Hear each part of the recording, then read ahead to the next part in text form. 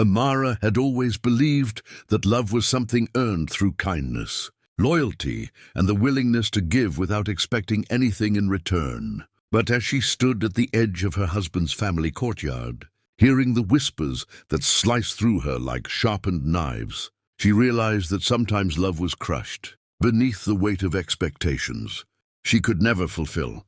And today those expectations came crashing down on her shoulders as her mother-in-law declared in front of the entire family that a woman who couldn't give them a grandchild had no right to be a daughter-in-law in their home, causing the world around her to blur while her knees trembled under her as if the earth itself was rejecting her existence. And she tried to breathe, but the air refused to enter her lungs, every whispered insult echoing in her ears. Barren, cursed, useless. Words that drained the warmth from her heart until her body buckled, and she fell onto the cold marble floor.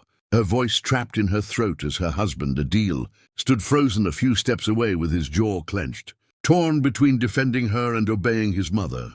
And even though Amara's vision wavered, she could see the disappointment in his eyes, a disappointment that stabbed deeper than any insult because she had loved him with every fiber of her being, never imagining that the same man who once promised to protect her from the world would now avert his gaze to avoid confronting the cruelty happening to her in broad daylight. While the servants paused mid-step, neighbors peeked through half-opened gates, and her mother-in-law crossed her arms triumphantly, as if she had finally rid the family of a burden they had tolerated for too long. But inside Amara, a storm brewed, not of anger, but of heartbreak so deep it threatened to swallow her whole. And as she lay there, chest heaving, she whispered a silent plea to God, asking why her destiny had become a battlefield she never wished to enter, why her womb had become the measure of her worth, why her tears were seen as weakness instead of proof, that she had been fighting alone for far too long. And when she finally forced herself to stand, gripping the edge of the wooden pillar for support, she knew that staying in this house meant slowly dying. So she wiped the dust from her trembling palms, lifted her chin despite the weight pressing down on her spirit, and walked away from the courtyard without waiting for anyone to stop her. Though every step felt heavier than the last as memories of her marriage clung to her like shadows, refusing to let go. But even as she reached the dusty village road with her dupatta dragging behind her, she still hoped foolishly that Adil would call out her name, that he would run after her, that he would choose love over pride. Yet the only sound she heard was the rustling of leaves and distant laughter from children playing on the other side of the wall. And she continued walking until her strength gave out entirely, and she collapsed beside an old banyan tree, the world spinning as her tears blended with the dust beneath her cheek, thinking this was where her story ended, broken, discarded, and alone.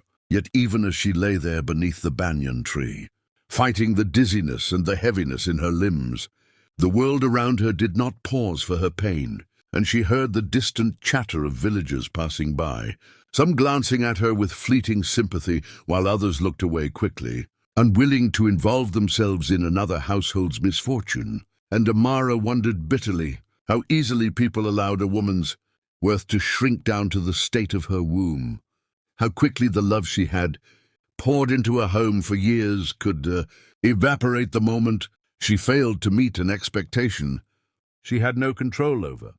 And though she wanted to disappear into the earth beneath her, something deep inside refused to let her give up. A quiet voice urging her to stand, to breathe, to survive. So she pushed herself upright, clutching the tree trunk for support, and began walking aimlessly down the road until her feet blisters formed and the sky darkened, her body trembling with exhaustion and hunger.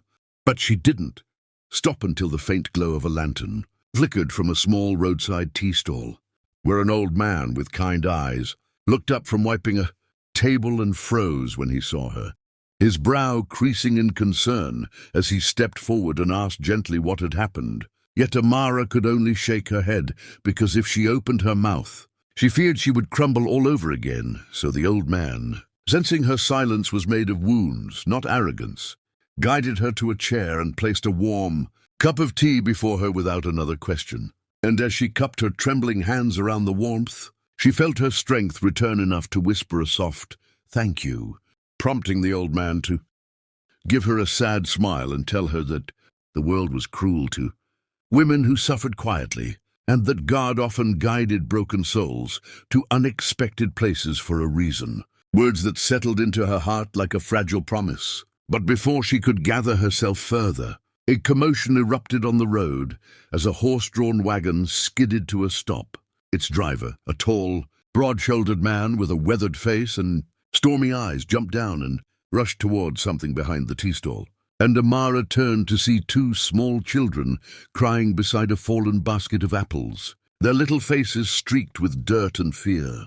And the man knelt before them, brushing away their tears with a gentleness that softened the hardness of his features. Yet there was panic in his movements, the kind of panic born not from anger, but from the desperate fear of losing something precious. And as he gathered them into his arms, murmuring soothing words, Amara sensed an unspoken grief wrapped around the three of them, like an invisible shroud, a grief that mirrored her own sense of loss.